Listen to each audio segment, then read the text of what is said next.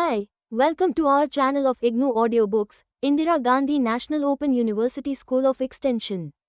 Productivity gains in agriculture have a positive impact on the overall development of an economy. This unit discusses the importance of agriculture in the development of an economy and the major issues in the development of agriculture. Green Revolution has played an important role in moving India toward the status of dependency to self-sufficiency and even surplus. This unit discusses the various aspects as well as the critics of Green Revolution. We will also be familiarized with the concept of sustainable agriculture. After reading this unit, you will be able to explain the importance of agriculture in the development of an economy, discuss the major issues in the development of agriculture, narrate the process and problems of agricultural development in India, explain the concepts of sustainable agriculture, discuss the causes and remedies of the current food crisis at national and global level. 1.2 Importance of agriculture in development. Agriculture is vital to the development because of the fact that a large percentage of world's population live in rural areas and depend directly or indirectly on agriculture. Agriculture is an engine of growth, and productivity gains in agriculture would have a positive impact on overall development of the economy. The classical economists believe that agricultural progress contributes to greater productivity. Greater productivity and output further lead to economic development. Meyer, 1995, has noted 4 different ways of how agriculture can contribute to development. Those are as follows: by supplying foodstuffs and raw materials to other expanding sectors in the economy, by providing an investable surplus of savings and taxes to support investment in other expanding sectors, by selling a marketable surplus for cash, which will raise the demand of the rural population for products of other expanding sector, and by relaxing the foreign exchange constraints, by earning foreign exchange through exports or by saving foreign exchange through import substitution. The old paradigm of development believes that an economy, to take off, must have productivity gain in agriculture. First, the surplus in agriculture sector will not only raise farmers' income and their demand for industrial product, but also free some labor from the agriculture sector to be employed in industrial sector and other activities. Second, increase in productivity in agriculture will also improve food security of a nation. Third, the rise in agricultural productivity will lead to the rise of industrial sector. The problem arises in recent years, when many countries are experiencing an increasing productivity but a declining share of agriculture in GDP. In other words, the share of agriculture in GDP goes down in fast-growing economies. China and India are the 2 illustrious examples. Therefore, the new paradigm sees agriculture not so much as a key sector of development. It considers that agriculture development is a necessary but not sufficient condition for development. Their view is much connected to globalization. For them, old paradigm is more applicable to close economy rather than to open economy. For example, in Singapore, which is an open economy, agriculture has little to do with the successful development of I6 Thus, globalization and free trade has affected the relationship between agriculture, particularly in developing countries and growing economies. Yet, agriculture has a critical role to play from the point of view of food security, and still the food insecurity remains a key issue in many developing nations.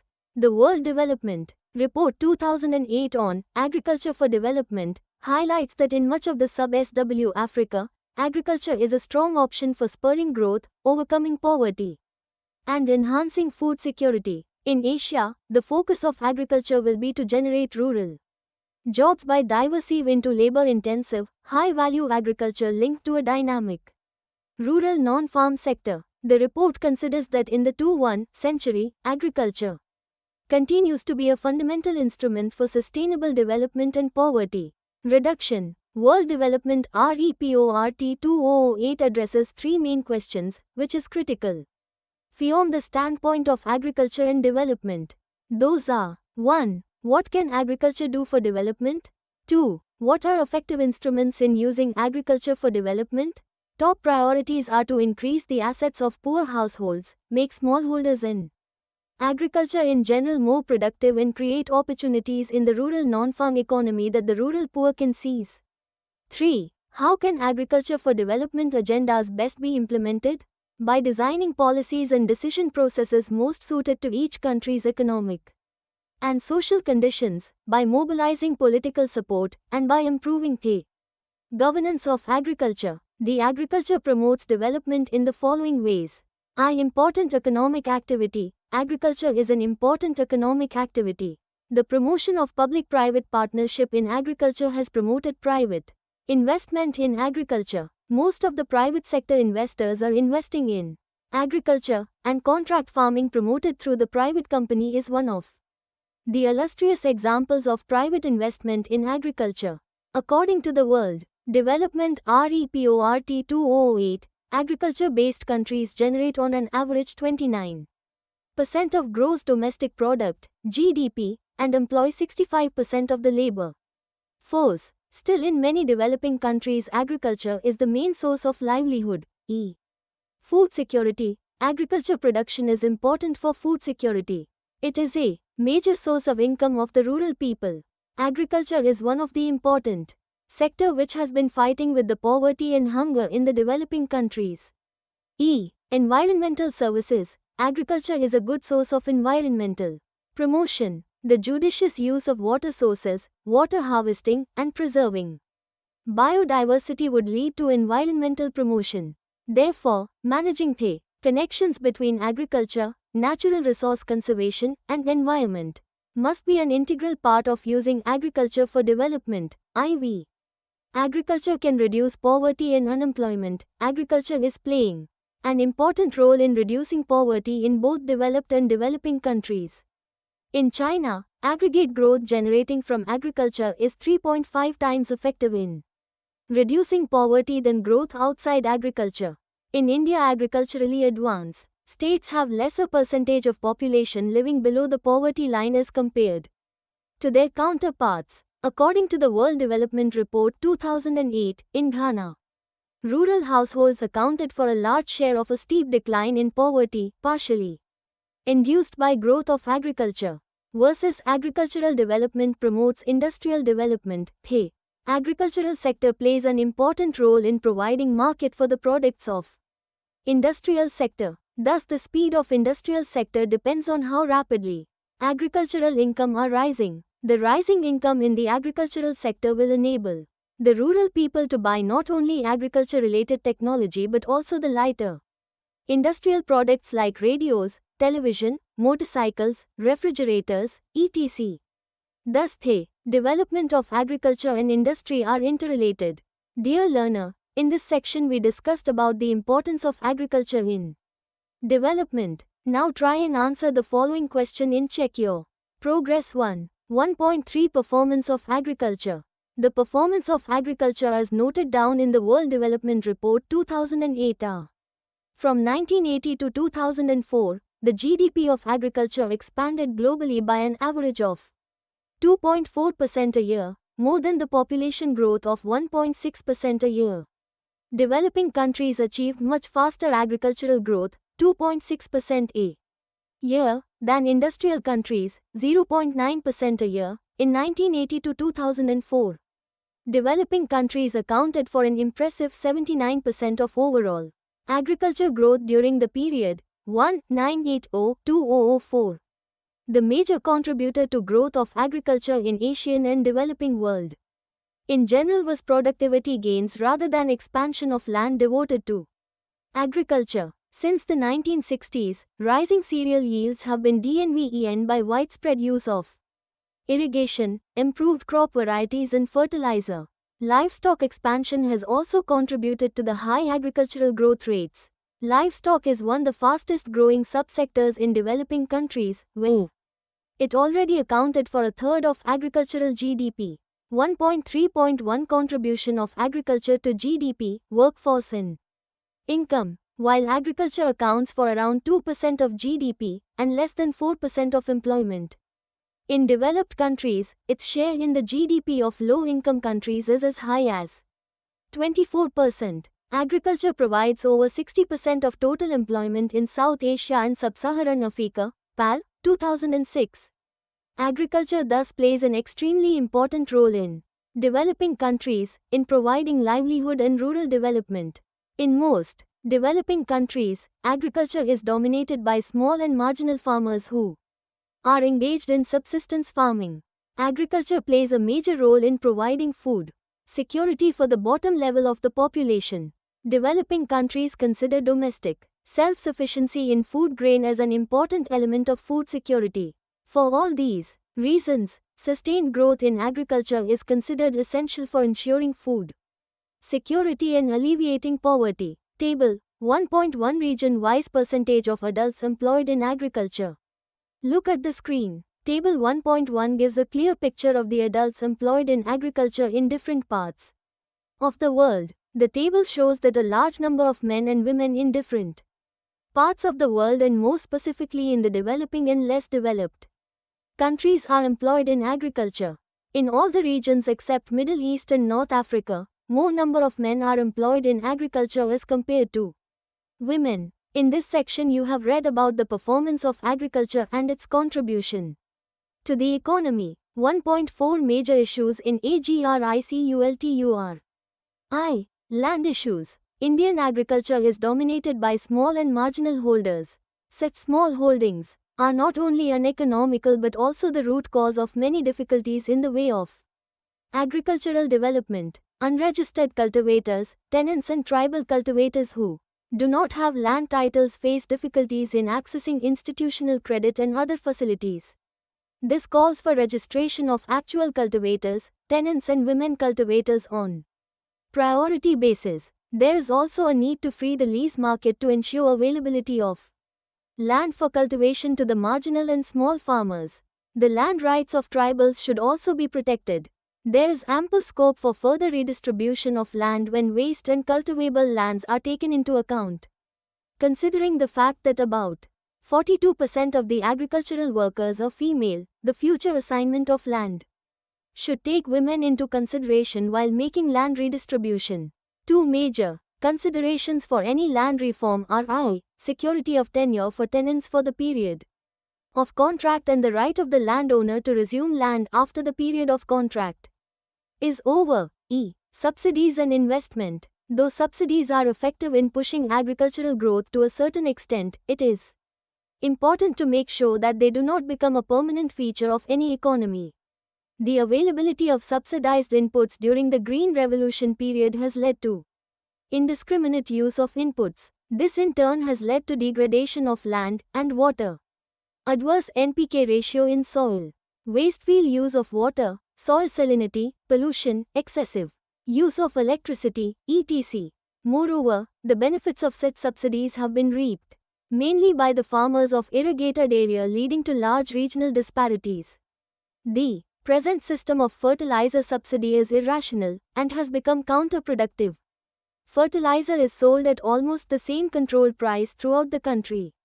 However, because nitrogenous fertilizer are subsidized more than potassic and phosphatic fertilizer, the subsidy tends to benefit more the crops and regions which require higher use of nitrogenous fertilizer as compared to the crops and regions which require higher application of potassic and phosphatic fertilizer. The imbalance in the use of nitrogen, phosphorus, potassium, NPK, brought about by distortions in price ratio in favor of nitrogenous fertilizer is creating serious problem of turn has slowed down the pace of technological change, adversely affecting productivity. Since the early 1980s, public investment in agriculture has experienced a secular decline, while input subsidies on fertilizer, power, and canal irrigation have been rising. In the early years of economic reforms, an attempt was made to arrest and reverse these trends, but this effort could not be sustained. As a result, the gap between investments and subsidies kept widening. Today, input subsidies, together with food subsidies, amount to roughly 5 to 6 times the public investment in agriculture. Irrigation and water management. Water is the main input in agriculture. India is endowed with abundant water resources and the second largest irrigated area in the world. However, the contribution of water towards productivity in agriculture is very low. To cite a single example, cotton. Farmers in Tamil Nadu consume approximately 7 times as much water and generate about 115 THK yield as their counterparts using extensive cultivation in how irrigation methods in California. That means that the productivity of each liter of water used for cotton cultivation in California is 35 times higher than in Tamil Nadu. In India, around 40% of the country's cultivated area is irrigated. The irrigation potential of the country has not been exploited fully. Rain-fed areas constitute about 60% of the net sown area of the country. The decline in the public investment in irrigation is an important reason for not being able to use the irrigation potential to its full capacity. Capacity utilization of groundwater resources also depends on the availability of electric power for pumping water. Rain-fed agriculture is characterized by low productivity due to low input use. Majority of the rural poor live in the rain-fed areas. Considering the importance of water in farming, conservation of surface and groundwater for appropriate recharging of groundwater has become imperative. IV. Agricultural credit. Agricultural credit plays an important role in augmenting use of agricultural law for cultivation, adoption of technology in agriculture and also use OFL3W seeds. Ironically, informal credit, which is too costly to repay, still occupies an important place than the institutional credit. One of the reasons for rural indebtedness and farmers' suicide is credit from money lenders. The public policies for agricultural credit should aim to reduce the role of informal sector credit. Some of the problems in expanding credit in rural areas include 9. Narrowing of branch network in rural areas. Fall in credit deposit ratios in rural areas. Disproportionate decline in agricultural credit to vulnerable groups, especially small and marginal farmers. IV. Political interference like loan waivers leading to sickness of some of the formal credit institutions. In India, a multi-agency approach comprising of cooperative banks, scheduled commercial banks and RRBs have been followed for supplying credit to agricultural sector. The progress of agricultural credit system in terms of scale and outreach of institutional framework for agricultural credit has been commendable. After the nationalization of banks, the public sector banks have made commendable progress in terms of putting in place a wide banking network as the offices of public sector banks increased from 8,262 in 1969 to 68,355 in 2005. Another important achievement has been the decline in the role of non-institutional sources in the disbursement of agricultural credit. The share of non-institutional credit declined from around 93% in 195 to 31% in 1991. However, figures in the beginning of this decade show that the share of non-institutional credit has taken a reverse swing. Table 1.2, source-wise share of borrowings of cultivator households. Look at the screen. In spite of the vast network of rural financial institutions, one of the major impediments in the adoption of new technological practices, land improvements and building up of irrigation and marketing infrastructure has been the inadequacy of FM investment capital. Farmers in India seem to borrow short-term credit to maintain the continuity in agricultural mill operations. The flow of investment credit to agriculture is constrained by a host of factors such as high transaction costs, structural deficiencies in the rural credit delivery system, issues relating to creditworthiness, lack of collaterals in view of low asset base of farmers, low volume of loans with associated higher risks, high manpower requirements, etc. Another cause of concern is the growing disparity in the credit disbursement among marginal, small and large farmers. This may be mainly because the bankers have a risk aversion tendency towards small and marginal farmers as compared to large farmers, who are better placed in offering collaterals. Versus risk and insurance in agriculture. Farmers are generally exposed to two types of risk: yield risk and price risk. The yield risk is mainly attributed to the vagaries of nature and price risk is owing to price volatility. In order to shield the farmers from either or both the risks, agricultural insurance assumes significant importance. The importance of agricultural insurance is widely accepted all over the globe. In most economies, governments assume significant role towards protection of the FMERS against all type of risks. The private companies also have an important role in public-private partnership mode. As a business proposition, agricultural risk insurance is associated with high loss ratios, and hence subsidization plays a crucial role. It is difficult, if not impossible, to ensure 100% coverage, either in terms of farmers or area. In the case of Spain, for instance, subsidization is to the extent of 45% of the program in private insurance. Companies are made to work as a group under a state-sponsored lead agency, so that the state can control pricing of the product.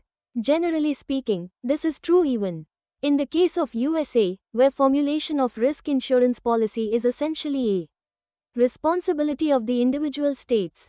The issue of introduction of crop insurance in India was taken up in 1947 and homogeneous area approach was favored as a basis for implementation. In 1965, crop insurance bill was introduced and a model scheme was circulated which was not favored by any of the states due to huge financial obligations. Later in August 197, the expert committee headed by Dharam Narain concluded that it would not be advisable to introduce crop insurance in near future even on pilot basis. An all-risk comprehensive crop insurance scheme, CCIS, for major crops was introduced in April 1985 and was linked to short-term credit and implemented on homogeneous area approach. The AIC introduced rainfall insurance scheme in 27 districts of 4 states from Rabi 2004 season. The scheme was introduced as a pilot program in 20 rain gauge stations spread over Andhra Pradesh, Karnataka, Rajasthan and Uttar Pradesh. The 3 options provided under the scheme include seasonal rainfall insurance, rainfall distribution index and sowing failure. This scheme anticipated shortfall in yield on account of deficit rainfall. Beginning 2003-04, we also see further development with the entry of some private insurance companies, though they are yet to make any visible impact on the overall agricultural insurance scene in the country. ICICI Lombard General Insurance Company had introduced rainfall insurance, a move which was followed by IFFCO Tokyo General Insurance Company with its Barish Bima. For the private sector, insurance companies, with their primary business being in various general insurance, foray into agriculture risk insurance is experimental first-time business, and it is too early to comment on the effectiveness of their operations. There are more schemes on the float that go beyond crop insurance. The Farm Income Insurance Scheme, FIIS, was started during 2003-04 to provide income protection to the farmers by integrating the mechanism of ensuring yield and market risk. Under this, the farmer's income is intended to be insured by providing minimum guaranteed income. Similarly, livestock insurance is provided by public sector insurance companies for almost all livestock animals. Research and extension. There is a large gap between the yields in the research station and the farmer's field. The yields of most of the crops have almost stagnated, showing no or very little increase over the years. This shows that the Indian agriculture has reached a technology fatigue. There has not been any major breakthrough in yield improvement, especially because of the low allocation of funds to the Indian agricultural research system. There is a need to reorganize the priorities in the Indian agricultural research system by emphasizing on the needs of rain-fed areas which cover nearly 60% of cultivated area.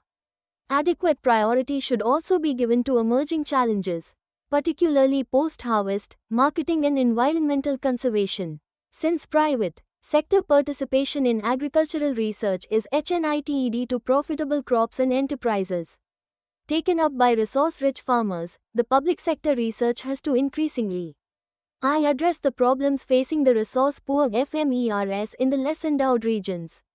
There is also a need to have biotechnological research suited to different locations of the country. IV. Diversification and food security. There has been diversification of Indian diets wherein the high-value products have caught the fancy of the rapidly increasing middle-class population of the country.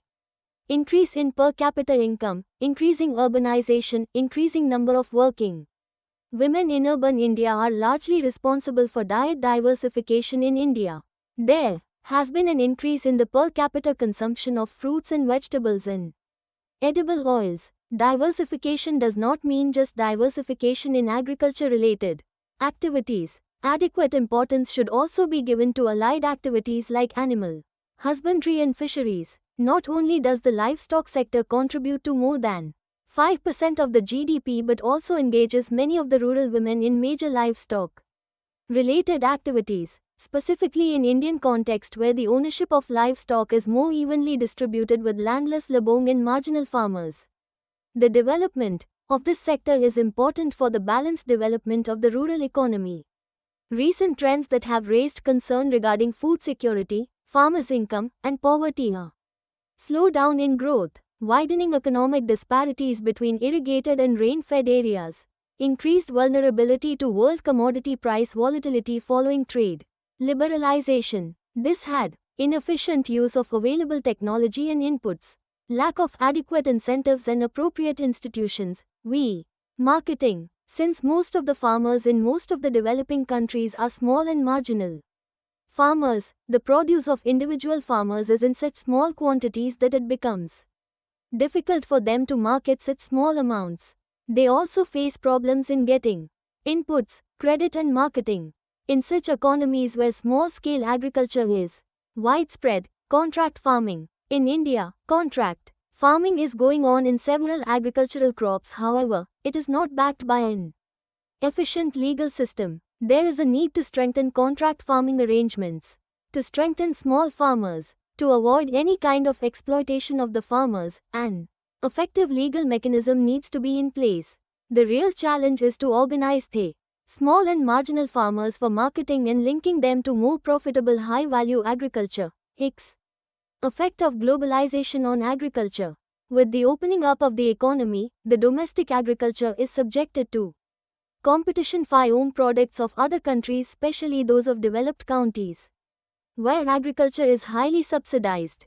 There have been many instances in the recent past when the domestic prices of many commodities have gone higher than the international prices. To compete in the international market, there is a need to adopt both yield increasing and cost CPTTing technologies. The ongoing negotiations on agreement on agriculture in the WTO provide the developing countries with the opportunity to rectify some of the inadequacies in the agreement. The developing countries are likely to benefit if the developed countries reduce agricultural subsidies. The overall trade distorting subsidies given by the developed countries need to be reduced to provide a level playing ground to all the countries. Agribusiness. Agriculture in the basic sense of produce of the field is hardly remunerative to the farmer. In other words, agricultural operations must now mark a shift in approach, from being merely a field harvesting of crops to local mandi disposal operations to demand-driven activity with an increased focus on processing and value addition. Value addition is to be created through diversification of use of produce and emphasis on quality production. Bold measures now need to be taken to encourage business and industries based on agricultural produce so that producer gains significantly in returns. Any activity related to or associated with agriculture operations before, during and after crop production is agribusiness and includes the input sector. Input suppliers play a major role in the production of food and fiber, and the sector is currently recognized as a major phase of agribusiness. Agricultural input provides production agriculturalists with the feed, seed, fertilizer, credit, machinery, hail, chemicals, and various other HGS that they need to operate. The output sector includes all agribusinesses and individuals that handle agricultural products. This includes agribusinesses involved in buying, transporting, storing, warehousing, sorting, processing, assembling, packing, selling, merchandising, insuring, regulating, inspecting, communicating, advertising, and financing. The agri-service sector of the agriculture industry is concerned with researching new and better ways to produce and market food and to protect food producers and consumers, and with providing special, customized services to all the other phases of agriculture. Public agencies have played a dominant role in the agri-services area, but private agencies are rapidly increasing their offerings of farm services. Agribusiness is responding to the strong consumer demand for high-value commodities, processed products and pre-prepared foods. There is in fact expansion of demand for farm products. It provides new opportunities to farmers for value addition, while agro-processing firms provide them with crucial inputs and services, and also cover a part of their risk. If properly used and understood, it should turn out to be bonanza for the farmers. Investment is flowing thick in agribusiness, and agribusiness and supermarket retail boom is a new mantra. Many companies have already invested billions either directly or through local partnerships. There is likelihood of agribusiness firms with all their managerial abilities, FMBG new ways to use the demand opportunities. However, fears are being expressed that, by virtue of their capital and scale operations, these FMS may space out small traders, processors, and retailers. In this context, two most important issues today relate to a. Expansion of organized retail segment, and b. Entry of global players in the retail sector. Agriculture and climate change. The unimpeded growth of greenhouse gas emissions is raising the Earth's temperature. The consequences include melting glaciers, more precipitation, more and more extreme weather events, and shifting seasons. The accelerating pace of climate change, combined with global population and income growth, threatens food security. Everywhere, agriculture is extremely vulnerable to climate change. Higher temperatures eventually reduce yields of desirable crops while encouraging weed and pest proliferation. Changes in precipitation patterns increase the likelihood of short-run crop failures and long-run production declines. Although there will be gains in some crops in some regions of the world, the overall impacts of climate change on agriculture are expected to be negative, threatening global food security. Populations in the developing world, which are already vulnerable and food insecure, are likely to be the most seriously affected. The results of an analysis by IFPRI 2009 suggest that agriculture and human well-being will be negatively affected by climate change. In developing countries, climate change will cause yield declines for the most important crops. South Asia will be particularly hard hit. Climate change will have varying effects on irrigated yields across regions. But irrigated yields for all crops in South Asia will experience large declines. Climate change will result in additional price increases for the most important agricultural crops rice, wheat, maize, and soybeans. Higher feed prices will result in higher meat prices. As a result, climate change will reduce the growth in meat consumption slightly and cause a more substantial fall in cereals consumption. Calorie availability in 2050 will not only be lower than in the no climate change scenario, it will actually decline relative to 2000 levels throughout the developing world. By 2050, the decline in calorie availability will increase child malnutrition by 20% relative to a world with no climate change. Climate change will eliminate much of the improvement in child malnourishment levels that would occur with no climate change. Thus, aggressive agricultural productivity investments of $7.01 minus $7.3 billion are needed to raise calorie consumption enough to offset the negative impacts of climate change on the health and well-being of children. 1.5 Sustainable Agriculture. 1. Section 1 Meaning Sustainable Agriculture. Several definitions have been formulated to describe sustainable agriculture. However, these are often tailored to fit specified circumstances. Some of the definitions are as follows. Sustainable agriculture is a way of farming that can be carried out for generations to come. This long-term approach to agriculture combines efficient production with the wise stewardship of the Earth's resources. A sustainable agriculture is one that, over the long term, enhances environmental quality and the resource base on which agriculture depends, provides for basic human food and fiber needs, is economically viable, and enhances the quality of life for farmers and society as a whole. After reading these two definitions, it is important to know various characteristics of sustainable agriculture. 1.5.2 Characteristics of Sustainable Agriculture. By the definitions of sustainable agriculture, a farm that emphasizes short-run profit but sacrifices environmental quality would not be sustainable in the long run. From the other perspective, pursuing environmental quality without ensuring viability of short-run returns also would be unsustainable. Meet human needs with a safe, high-quality, and affordable supply of food and fiber. Provide access for everyone to nutritious, healthy and affordable food, while ensuring a safe and secure supply of food. Produce quality food while preserving open space, abundant wildlife, and other forms of biodiversity. Protect the natural resource base and prevent the degradation of air, soil, and water quality, while using natural biological cycles and controls. 1.5.3 Components of Sustainable Agriculture. Use of resistant cultivars. Management of soil to maximize biological activity. Establishment of conditions to attract natural pest control agents, such as the use of certain flowering plants to attract parasitic and predatory wasps. Use of insect traps for monitoring AHT, even controlling pests. Management of the ground cover and field borders to promote the predators and parasites of pests. Release of specific biological control agents. Use of low-toxic biodegradable 1-botanical pesticide. 1.5.4 Sustainable Agriculture versus Organic Agriculture. Sustainable agriculture should not be confused with organic farming, as both are very different from each other.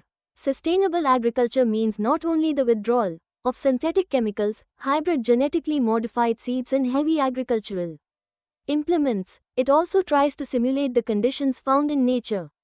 Sustainable agriculture involves intercropping, use of farmyard manure and remnants, mulching, and application of integrated pest management.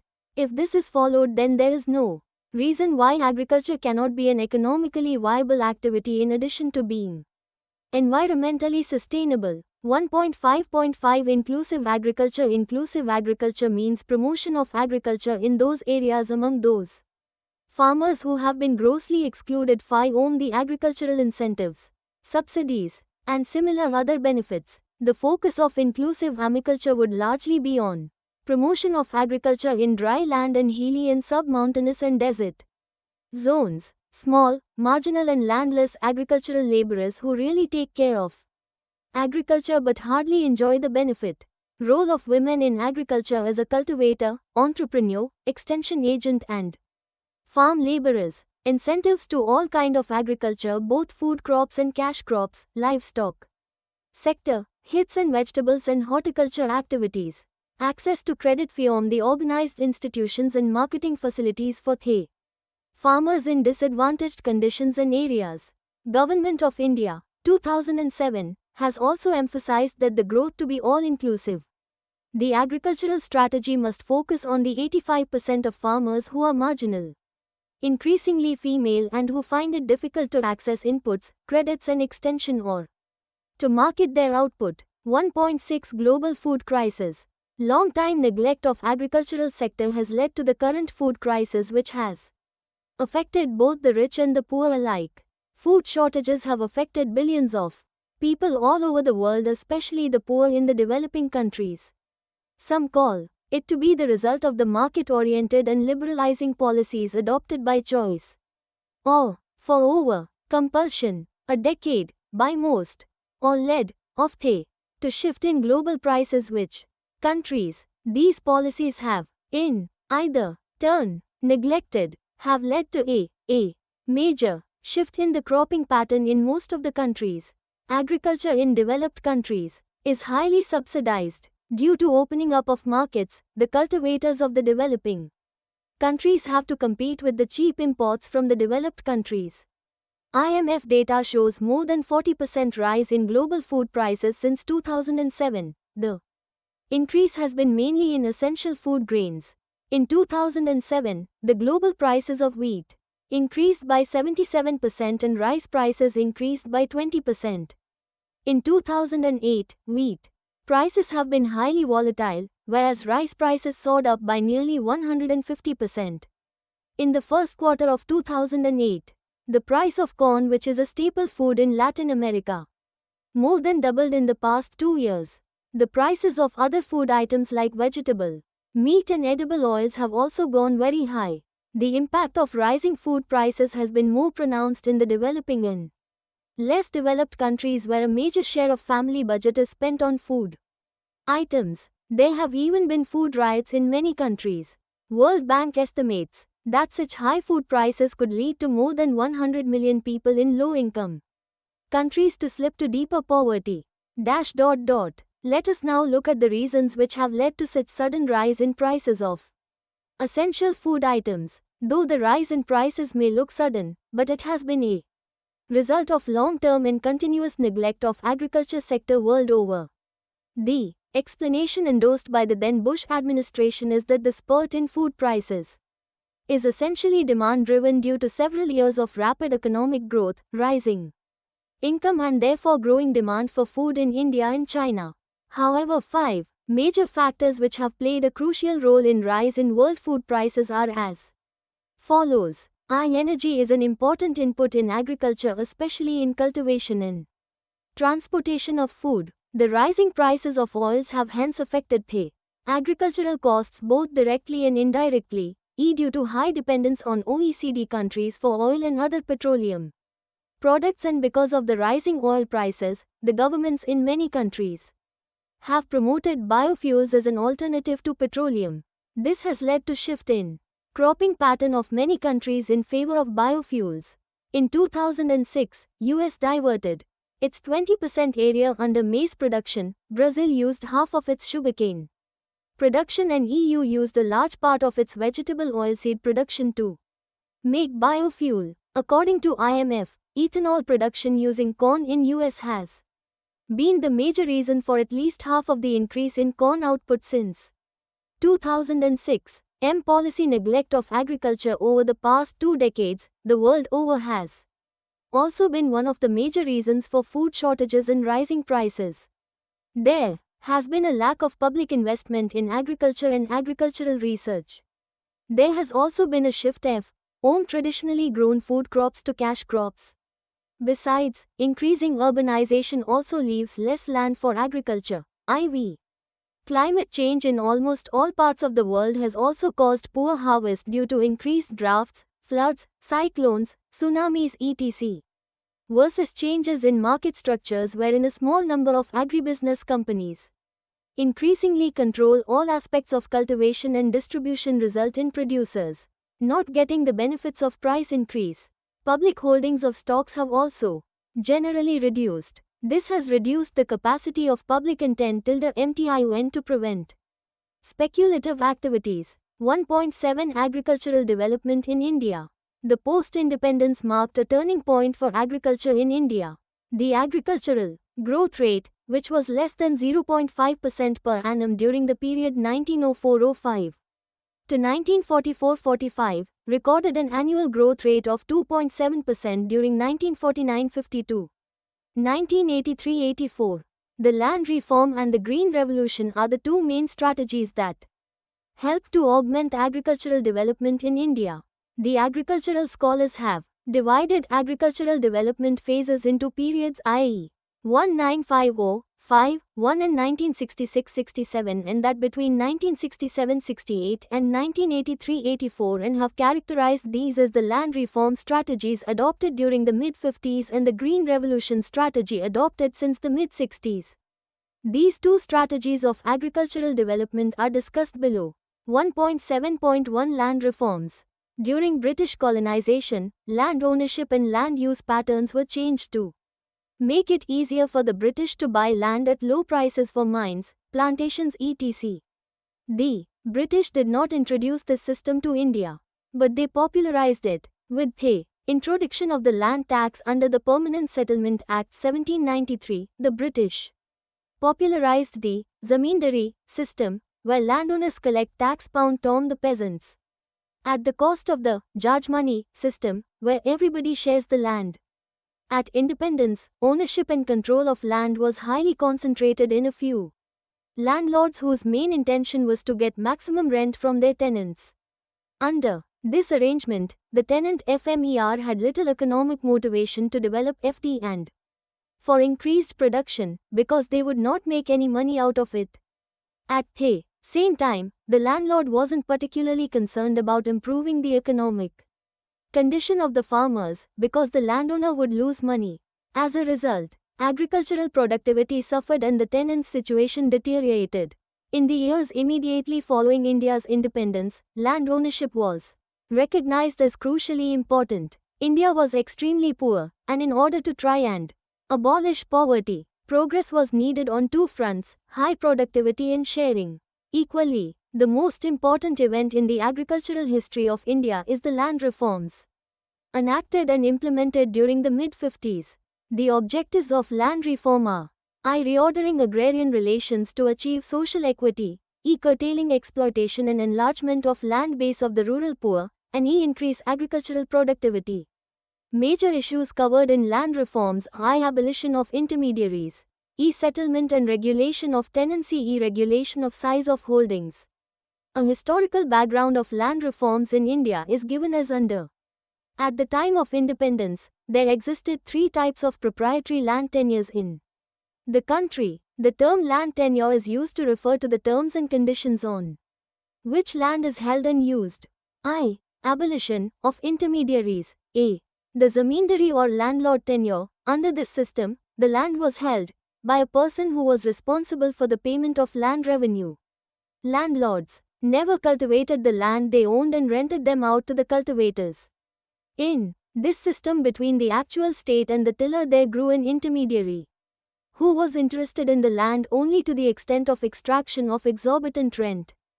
B. Rayatwari system. Under this system, the responsibility of paying land revenue to the government was of the cultivator himself, and there was no intermediary between him and the state.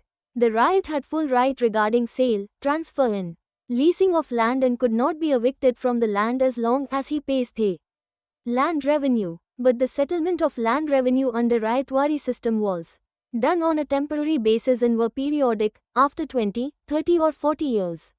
C. The Mahalwari or the joint village tenure. Under this system, the village communities held the village lands commonly, and it was joint responsibility of these communities to make payments of the land revenue. Thus, the overall system of collection of revenue was based on exploitation. The British government snatched away whatever surplus above the minimum subsistence the cultivator produced. The latter were forced to lead a wretched life of slavery and deprivation. Under the above-mentioned systems, the practice of cultivation by tenants became widely prevalent. These tenants were also exploited in a number of ways. It was basically to stop the exploitation of the actual tillers of the soil and pass on the ownership of the land to them. That land reforms introduced in the post-independence period in India. E. Settlement and regulation of tenancy. A. Measures of tenancy reforms. The legislation for abolition of intermediaries was aimed at providing land to the tiller, but it did not put an end to the problem of tenancy. Measures taken to minimize the evils of tenancy cultivation and to safeguard the interest of the tenants are as follows. B. Regulation of rents. During the pre-independence period, rents were fixed either by the custom or were the result of the market forces of demand and supply. Supply of land being fixed, the demand of land growing with an increasing population, there has been a continuous tendency for rents to rise. It was, therefore, imperative that rents should be fixed by enacting legislation. The rates of rent prevalent were one half of the produce or more. Considering the return on investment in other sectors of economy, these rents were excessive by any standard of social justice. Consequently, the first and the second 5-year plan recommended that rents should not exceed 1/4 or 1/5 of the gross produce. Various states have passed necessary legislation regulating rents, but there were large variations in the rents fixed in different states. In Gujarat, Maharashtra, and Rajasthan, 1/6 of gross produce was fixed as maximum rent.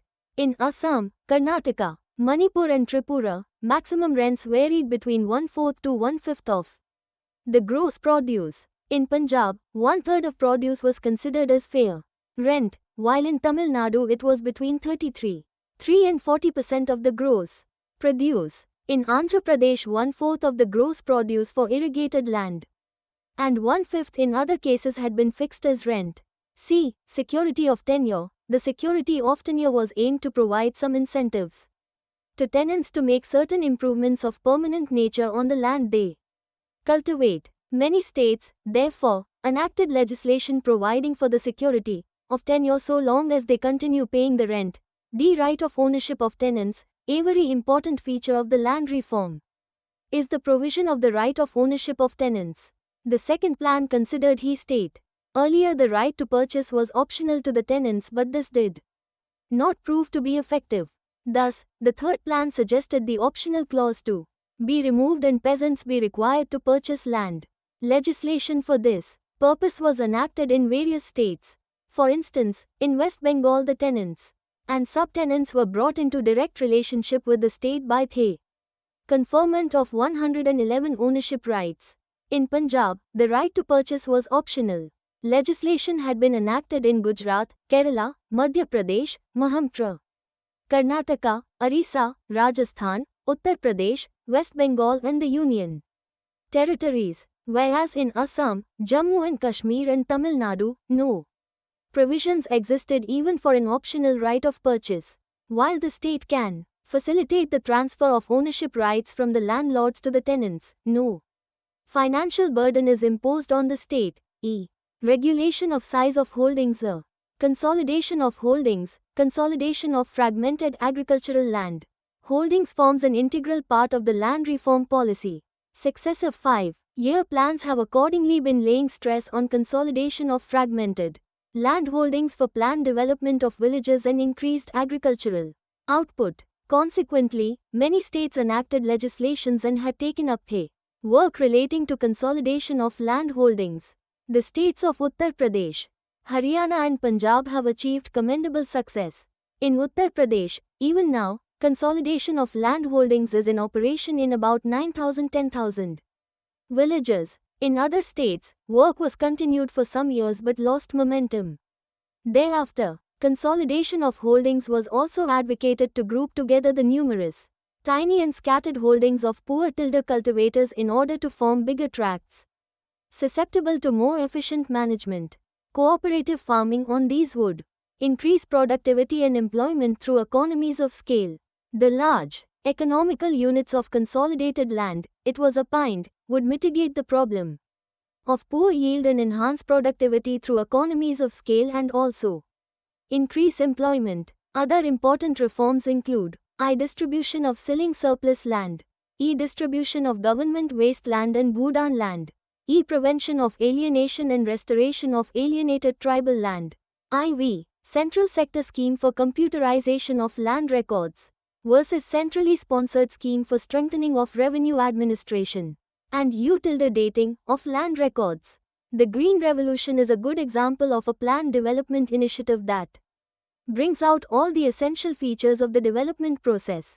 The Green Revolution is usually described as the introduction of hybrid varieties of wheat and rice, but the adoption of hybrids alone is not sufficient to explain the phenomenal achievements of the Green Revolution. Success was made possible by a comprehensive and well-coordinated program involving multiple changes in the way society managed the production of food. The Green Revolution led to sizable increases in returns to land and hence raised farmers' incomes. Moreover, with greater income to spend, new needs for farm inputs and milling and marketing services, farm families led a general increase in demand for goods and services. This stimulated the rural non-farm economy, which in turn grew and generated significant new income and employment of its own. In India, the percentage of the rural population living below the poverty line fluctuated between 50 and 65% before the mid-1960s but then declined steadily to about one-third of the rural population by 1993. Research studies show that much of this steady decline in poverty is attributable to agricultural growth and associated declines in food prices. Big increases occurred in per capita consumption of vegetable oils, fruits, vegetables, and livestock products in Asia. Major factors behind the success of Green Revolution. A. Mechanization of farming. Intensive agriculture demands the use of diverse machinery that saves the farmer time and labor. Farm mechanization means Use of various types of machines and other agricultural implements during the production, transportation and processing of agricultural products. Farmers in the countries adopted farm mechanization for fast growth of agriculture, leading to increased production. This has helped to increase cropping intensity, diversification of agriculture, better usage of available irrigation facilities, timely sowing and harvesting and transportation of inputs to the fields. This has helped the farmers to get better prices for their products as they can easily access the nearest market outlets. B. Adoption of high-yielding varieties. The adoption of HYVs occurred quickly. By 1970, about 20% of the wheat area and 30% of the rice area in developing countries were planted to HYVs, and by 1990, the share had increased to about 70% for both crops. Yields of rice and wheat virtually doubled. Higher yields and profitability also led farmers to increase the area of rice and wheat they grew at the expense of other crops. And with faster growing varieties and irrigation, they grew more crops on their land each year. These changes more than doubled cereal production in Asia between 1970 and 1995. While population increased by 60%, instead of widespread famine, cereal and calorie availability per person increased by nearly 30% and wheat and rice became cheaper. Achievements of Green Revolution in the Indian economy. Crop areas under high-yield varieties needed more water, more fertilizer, more pesticide, fungicides and certain other chemicals. This spurred the growth of the local manufacturing sector. Such industrial growth created new jobs and contributed to the country's GDP. The increase in irrigation created need for new dams to harness monsoon water. The water stored was used to create hydroelectric power. This in turn boosted industrial growth, created jobs and improved the quality of life of the people in villages. India paid back all loans it had taken from the World Bank and its affiliates for the purpose of the Green Revolution. This improved India's creditworthiness in the eyes of the lending agencies. Some developed countries, especially Canada, which were facing a shortage in agricultural labor, were so impressed by the results of India's Green Revolution that they asked the Indian government to supply them with farmers experienced in the methods of the Green Revolution. Many farmers from Punjab and Haryana states in northern India were thus sent to Canada where they settled. That's why Canada today has many Punjabi-speaking citizens of Indian origin. These people remitted part of their incomes to their relatives in India. Prior to the launch of the Green Revolution, Indian agriculture was largely based on subsistence-level farming which did not generate sufficient production to meet the country's food requirements. In the past, this had led to periodic food shortages and famines which were managed by huge imports from abroad. Green Revolution was an attempt to break out of this condition and increase food production to make the country self-sufficient. 1.7.3 Rainbow Revolution. Technology-led development in agriculture have made India self-sufficient in food grains and a leading producer of several commodities in the world. The Green Revolution in crops, Yellow Revolution in oilseeds, White Revolution in milk production, Blue Revolution in fish production and Golden Revolution in horticulture improved the status of Indian agriculture. Rainbow Revolution encompassing an all-round growth in production of food grains, edible oil, hits, vegetables and animal and fish products. And Evergreen Revolution in agriculture through diversified agriculture, precision farming, resource conservation and value addition to provide in real sense the required food, nutrition and environmental security are the hopes of future. 1.8 Let us SLTMUP. Agriculture plays an important role in providing food and livelihood security to majority of the population in the developing countries. Agriculture was seen as a low productivity, traditional sector that only passively contributed to development by providing food and employment. The importance of agriculture is expected to decline as development advances. In India, there has been a continuous decline in the contribution of agriculture to the GDP, but there has not been a commensurate decline in the share of workforce, which has been a cause of concern. Some of the problems typical to Indian agriculture include small holdings, low yield, high regional disparities, and rise in food prices. Although Green Revolution led to a sizable increase in the returns to land, the ill effects of the revolution have faced up in the form of excessive use of inputs leading to soil degradation, depletion of groundwater table and increasing regional disparities. Continuous policy neglect of agriculture has led to rising food prices, increasing indebtedness of farmers and other such effects. This calls for a policy shift in favor of the agricultural sector, which is still a major contributor of livelihood security of majority of the population in India. Thank you for listening. We will be back with the next chapter.